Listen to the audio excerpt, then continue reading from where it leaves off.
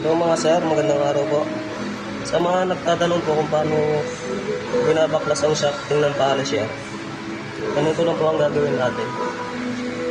Bilaban lang po natin itong Allen wrench. Pagawin po natin yan. Bala ito po, nabaklas ko na po.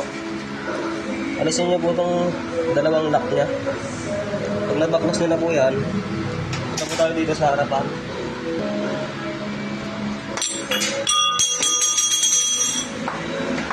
Kung sir, nabaklas nyo na po yun, pupukuin nyo lang po ito, yung shafting palabas.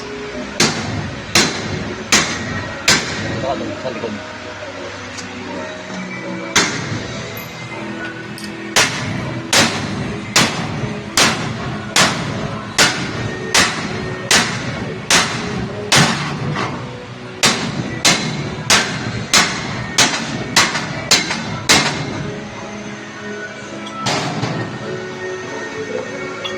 Ayan sir, balit na baklas na po.